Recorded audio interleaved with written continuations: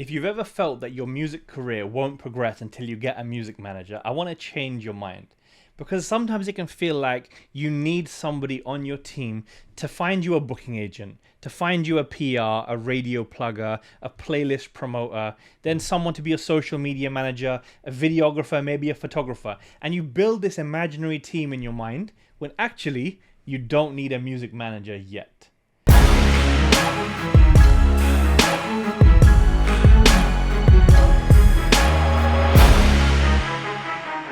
What you need is an assistant, an intern, or a virtual PA. Somebody to do the work that you don't want to do. Because hiring a manager means you want somebody to manage your career.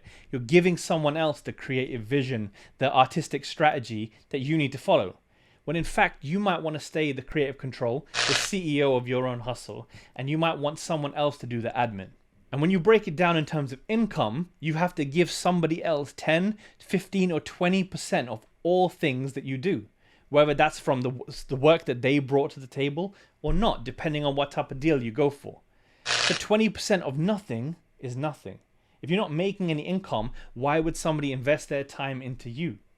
And most artists do all these roles that a manager could do for them while holding down a social life, family, a job, maybe college or school, the gym, and having the pressure of being an artist. So sometimes the manager isn't going to solve your problem, but figuring out a repeatable social media strategy can take all the pressure off your shoulders and you can execute to your truest potential. So how do you know where to begin with your social media strategy? What is most important to you? I use the Eisenhower matrix. It's a very simple diagram, and you put importance on one side and urgency on the other. So you can list out all the things on your to-do list, and you can say, are they important? Yes. But are they urgent for right now? Maybe not. So it might be important to do your website, but is it urgent? It might be important to record live vocals for your album, but is it urgent? Is it more important that you start networking with different radio pluggers? Yes, that's very urgent because you have a song release coming up. So it can help you prioritize what you need to do and what you need to outsource to a virtual assistant.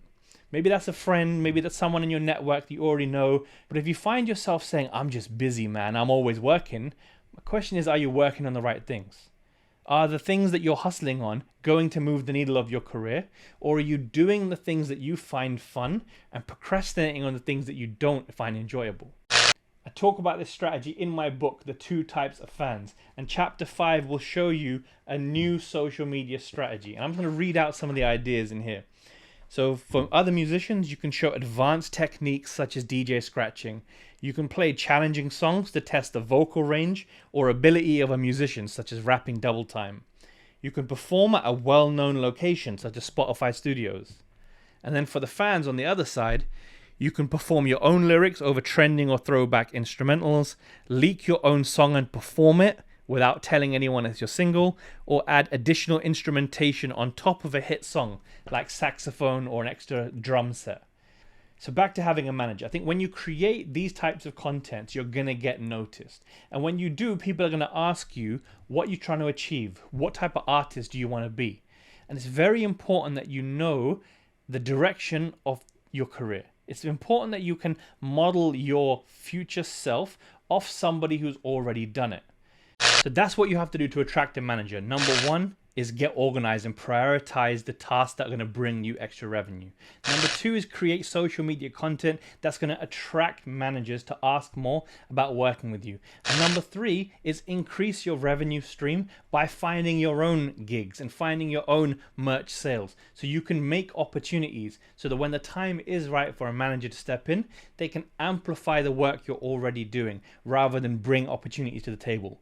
Until then, find yourself a virtual assistant, an intern, or a best friend who'll be down to help you. And if you do want to learn my game plan for social media, I hope you go and get your copy of the 2 Types of Fans book, and you can learn and steal my entire social media strategy, everything I know about building a fan base, all packaged up into this book.